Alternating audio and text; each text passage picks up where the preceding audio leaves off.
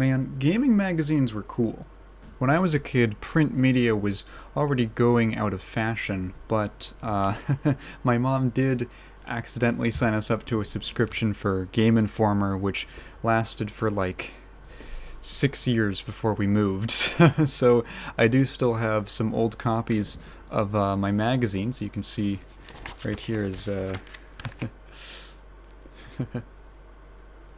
but I really mean it when I say that coming home and seeing one of these kind of tucked into our apartment's mailbox was always really exciting.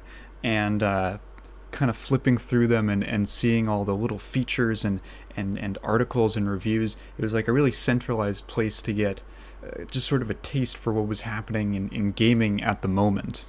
I'm probably one of the last generations, if not the last then, to really have any nostalgia for these things.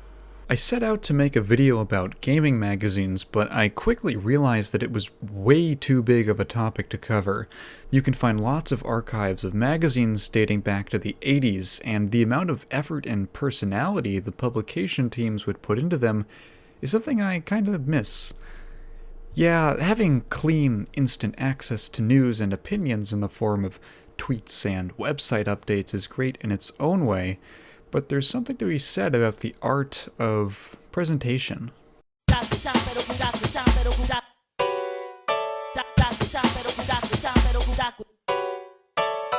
Often, you can tell a magazine's vibe just from looking at the cover. Nintendo Power had all these fun illustrations or multimedia collages. There's a lot of goof and charm. PC magazines liked to use as many in-game renders as they could, because they knew their audience were all GPU sluts. Edge set itself apart with its minimalist graphic design, to let you know it was for the intellectual gamer, who disliked everything. I'm joking, of course, but it's easy to see why these magazines got such dedicated fan bases. They could cover a broad range of topics, but with a cohesive presentation that resonated with whatever their target audience was. Kind of like what I hope this channel does. Generally credited with being one of the first gaming magazines, Computer and Video Games Magazine was a UK publication launched in 1981. You can actually see the progression of the games industry into the '83 crash. It starts out with a lot of space allotted to single titles, usually including the code, because games back then were literally so small you could fit the entire source code onto a magazine page. After about a year, there were so many games and so many consoles and computers that when it wasn't ads for hardware, the pages of the magazine were stuffed with dense blocks of text just reviewing the ocean of software. There were still plenty of fun illustrations and some neat features, but you can feel the rumblings of an industry implosion. By 1985, they relaunched, changing their logo and incorporating more entertainment elements into the issues, like the original adventure comic, Bug Hunters by Jerry Paris, and fan art competitions. CVG ceased publication in 2004, and their spin-off website would shut down for good in 2014. A lot of gaming magazines had similar fates. Few lasted through the aughts, and those that did were the big names like Xbox, PlayStation, and Nintendo, or trade magazines. One such the latter was Play Meter, actually the oldest and longest running publication I could find, starting print in 1974, and releasing their final issue in 2018. It was focused on coin-op arcade games, and was the first to use a 10-point scale to grade video games, along with their rival, Replay. Most of games journalism has since moved online, with the surviving brands transitioning to web models, or new ones cropping up homegrown on the internet. Archiving of some of these prints is an ongoing effort, and I'd recommend just poking around and seeing what you can find. There's some really neat stuff. With that said, Dave Halverson. Dave Halverson is regarded as a well-known but a controversial and polarizing figure in video game journalism regarding his personality, actions, and statements. Oh. Between 1992 and 2010, he launched 4 gaming magazines, each of which went defunct for various reasons. He's also said some questionable things in the past, like that anyone who didn't like Golden Axe Beast Rider was bad at video games, and that Sonic 06 was a 9.5 out of 10. His career deserves a full video unto itself, but honestly I think that would take a lot longer than my usual videos do to put together, so I'm just gonna hone in on one particular project of his.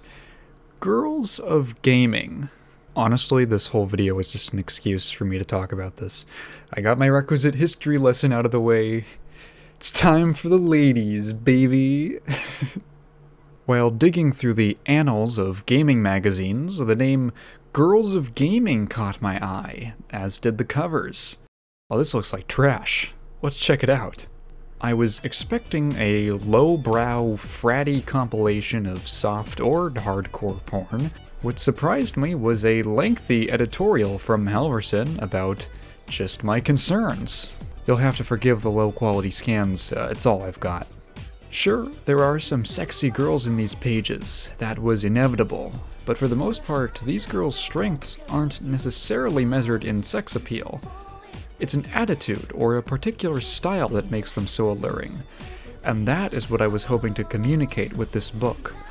Girls like Gum, Orta, Samus, Kya, Jade, and so on captivate without showing their naughty bits, while on the other side of the scale, the girls of Extreme Beach Volleyball and Soul Calibur represent all that is wonderful about the tasteful representation of the female form. Yeah, I don't know if I'm 100% on board with that. Throughout my career in gaming, critters and females have always been my favorite protagonists. Critters and females. Critters. And since I'm fairly certain Critters of Gaming wouldn't have gone over well, I present you this. Critters of Gaming. So, looking at the credits, everything you read in this book is written by Dave, just to be clear. And that's not a bad thing, because going a little further, you'll find that this is actually a pretty legit piece of journalism. Yeah, there's sexy women, but what sets this apart from a Danburu search is the wealth of interviews with the artists behind these characters. Most of them aren't terribly long. It's implied at the beginning that this was a bit of a rush job, but there's some good, lengthy discussions with industry professionals. Take this right at the start. The first interview about Blood Rain 2 with its producer, Raymond Holmes. I don't get the sense that Dave Halverson is a great interviewer, and most of the feature is just information about mechanics and the engine, but it's more than I was expecting. Most of the other creators are relegated to simple 3-question interviews, but there's a lot of them on a wide range of characters and games. Eternal Darkness, Beyond Good and Evil, Project Number 3, and even Final Fantasy X. And Tetsuya Nomura gives the exact answers I would expect him to. What do you feel is the single most important aspect of character design?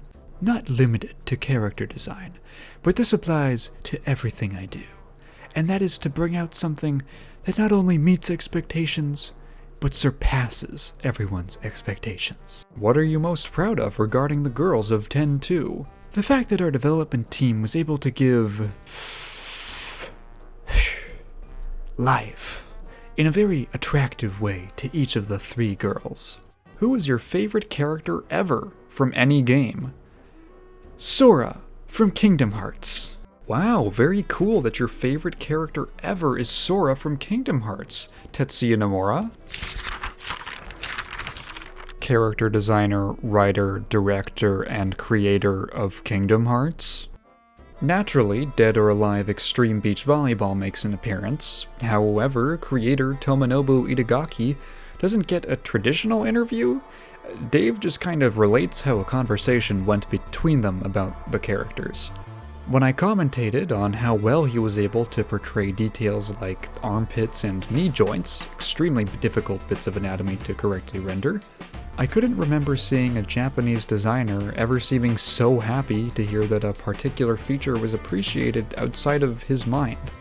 Now, it's no secret that I love Guilty Gear, so it was a bit of a shock to find an interview with Daisuke Ishiwatari, who just is Guilty Gear. It's important that when the characters are seen in silhouette, they are easily recognized. I make sure that the designs don't deviate from the GGX worldview for all cultures. I make sure when one sees the character design, they can have a rough understanding of the intended characteristics. The design also reflects the importance of the backbone of each character, and part of me is always distributed into this backbone. Finally, making sure the users are not bound by my design and detail setup, and that the character is user-friendly. Everything I've stated here, they are all equally important to me. It is difficult to say if I'm proud of this, but all the characters are a part of me. They're residents of the game world and live a short life, so they do not need to be completely universal characters. But changes in the way I think make me seek new answers for each character's life I create. They are heroes, and I'm proud of their values, which extend from the same ones I myself pursue. Ken from the Street Fighter series, and Lara Croft. Sorry, but I could not select just one. There's also a feature for Masayoshi Kikuchi, director of Jet Set Radio, where he says that the most important part of character design for him is the creation of living humanity that comes from the design, and the style and strong characteristic that shows its philosophy.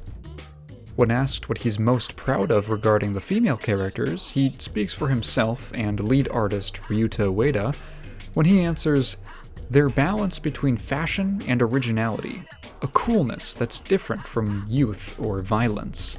Kikuchi's favorite character is Lara Croft. Ueda's is Pac-Man. SSX Tricky, another beloved series left to the wayside, gets a long piece with Ian Lloyd, the senior art director and character supervisor.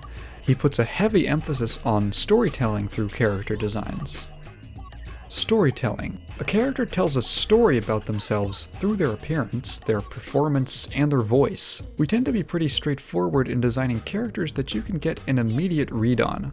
Once you have this defined, you can start to mess with these perceptions to get the character to perform certain roles within the cast of characters. It's almost impossible to design these characters in a vacuum, as they all play a specific role within the cast of characters in the game, and ultimately appeal to a broad range of users. It's abundantly clear that you can never please everyone, but I'm pretty satisfied when I hear people strongly promoting their favorite characters from the SSX series, and nobody can agree on who those characters are. We've tried to design the characters of SSX to appeal to everyone, and to achieve this goal, you need to put enough specifics in there to make the character unique, but you also need to leave some room for a broad spectrum of users of all ages, genders, nationalities, and backgrounds to project their own ideas and associations onto. I think too often character designers get all the stereotypes covered, but never go beyond that point. It's a tough balance with lots of external pressures on the designers, but I really feel strongly that if you give a character a place to come from in the form of a history, experiences, preferences, and dislikes, the user will pick up on it and more readily engage in the interactive process of bringing that character to life in their mind. These things don't need to be explicitly stated to the audience, which is the temptation. Rather, the designer just needs to have this information in mind when designing the character, and it will find its own voice through all the decisions that are made along the way.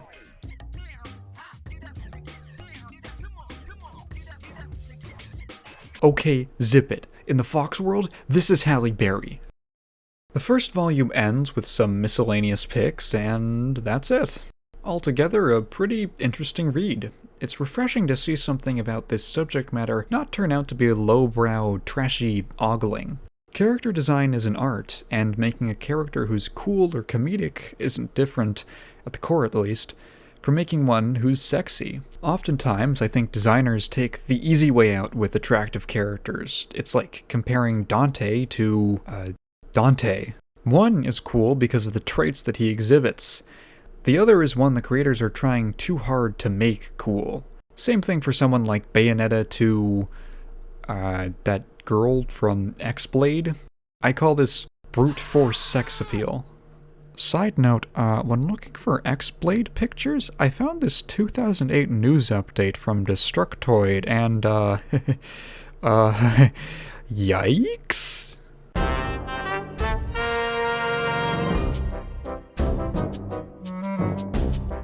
Now, Girls of Gaming was published annually from 2004 to 2011, and you might be asking, well, that's cool and all, but what are the other issues like? Does it keep up the interesting interviews and tasteful discussion of sexy character designs?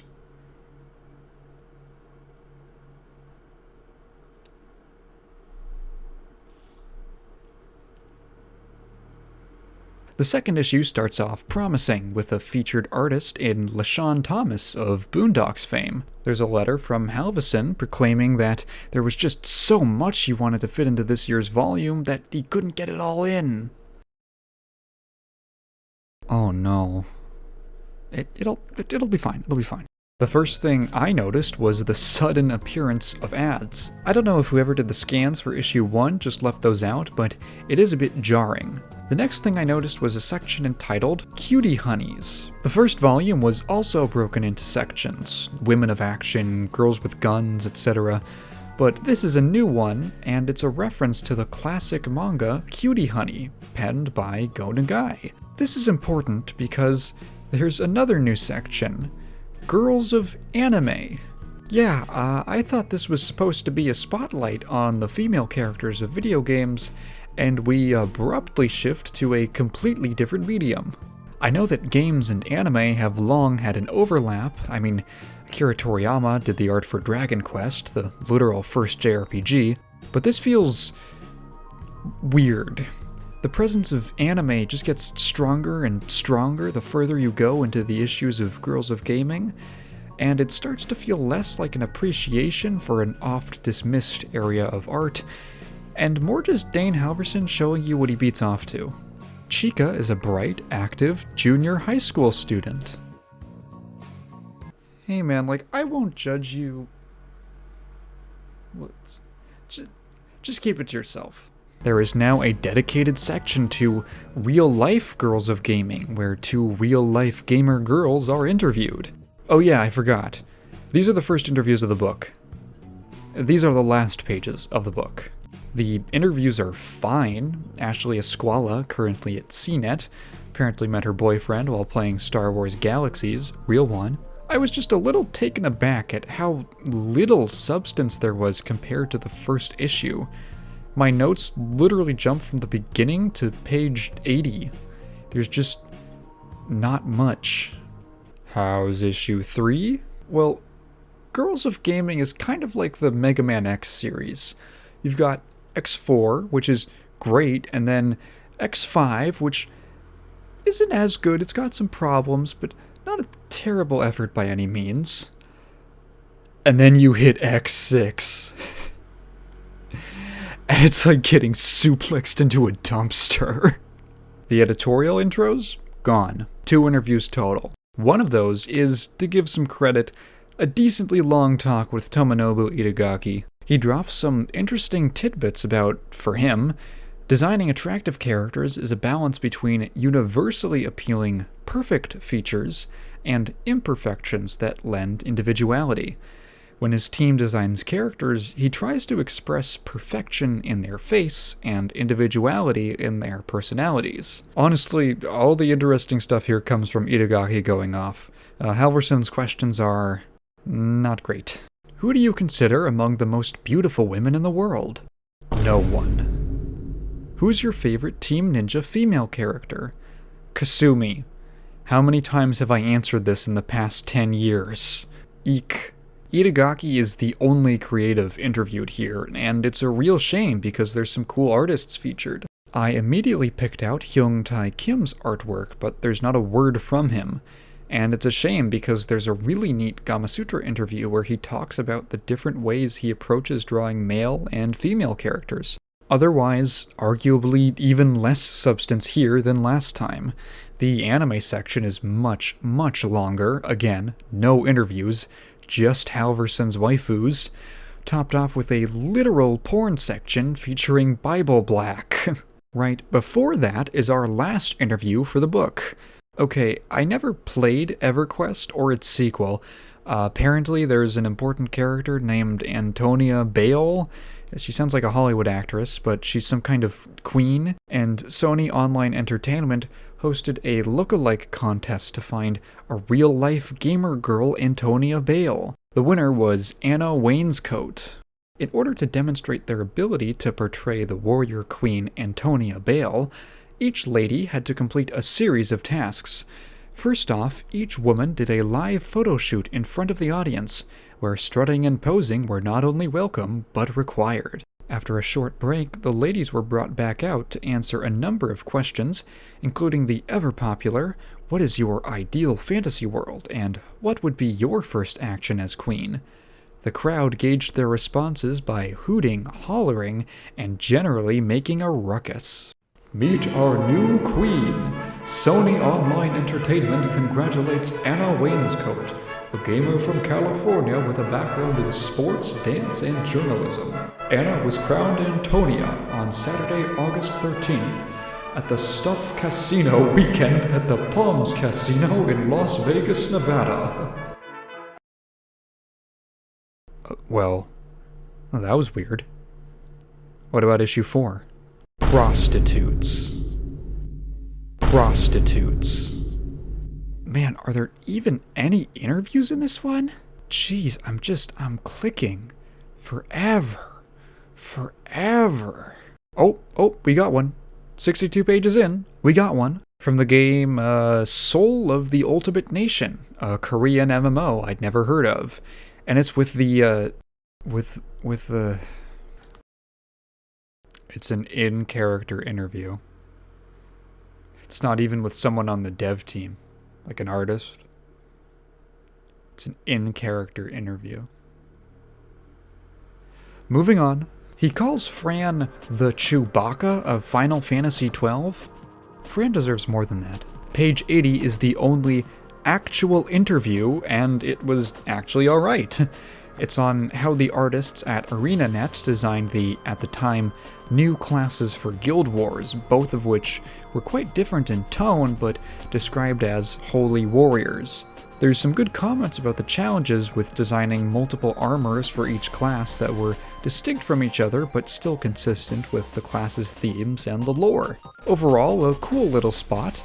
Immediately followed up by Dave Halverson's favorite game, Sonic 06. These days, Sonic seems more interested in Elise. Now that'd be one interesting If They Made It episode. Rouge, being a Batinal, hangs out with Shadow. She's kinda slutty, but as flying mammals of the Chiroptera order go, she's okay. Critters. Sonic seems more interested in Critters. She's kinda slutty. Now that'd be one interesting If They Made It episode. There's no anime section this time, but he's still got it in with, "You're probably wondering why Shino is grabbing Izuna's boobs. Apparently, Izuna resembles Shino's lost older sister, and so she's obsessed with her." Okay, issue 5. Let's go. Issue 5. Guilty Gear art, cool. That's page 22. My next note jumps all the way to page 69, where there's real models. I don't know why. Oh my god, there's an interview. Ugh. Why does it go on so long? Are you shocked that Dave Halverson likes Arcana Heart? Some of these feel like ways for him to stealthily expose an otherwise unknowing audience to otaku culture. Just the way he brings up things like Gothic Lolita and Moe, especially how he's kinda... I don't know. Moe is a distinct depth of character design reflected through melancholy and reflection. The mature section features actual porn for some reason. It's just thrown in there. Then there's a lazy reprint of when there was actual journalism in this magazine with the best of Girls of Gaming. Issue 6. Alex Sahaj shows up. I was kinda surprised to see a feature on Skullgirls. No, not Skullgirls. Skullgirls. This was 2 years before release, when it was still a prototype being developed by a 2-man team known as Less Than 3. It's actually cool to see it being given a proper spotlight, early character designs and all. Other than that, there's an ad for J-List. That made me laugh. And Ride to Hell. Oh, that's a good one.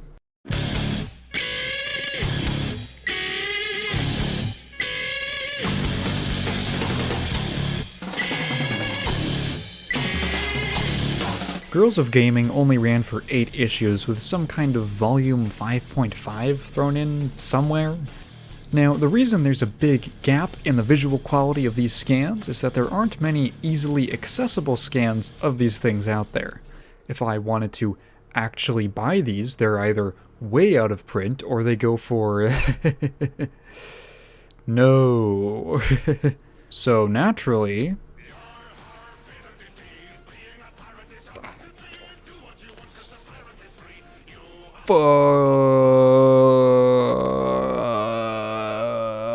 Yeah, so this one never started.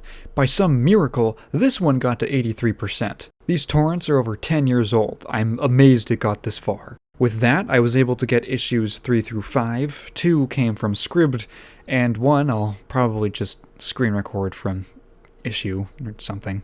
In a way, I'm grateful that I don't have to sift through more of Dave Halverson's fetish project. It's really sad, actually. What started as a legitimately interesting look at sexuality in art as it pertains to video games quickly dissolved into a masturbatory slideshow. Literally. Over time, it's really just a way for Dave to showcase his passion for graphic design and all of his waifus. Video games have been accused of having needlessly titillating characters, and that's fair, but often we just have the character or the game in a vacuum.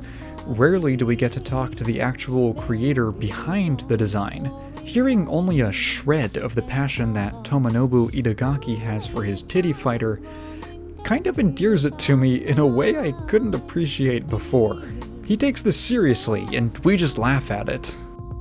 If there's any point to this dumpster dive, it's that I want to see more mature discussion around sexuality and artistic integrity in video games. Is that too much to ask? I feel like any second Dave Halverson's gonna burst through my door in a full fursuit and beat me to death with a baseball bat. Size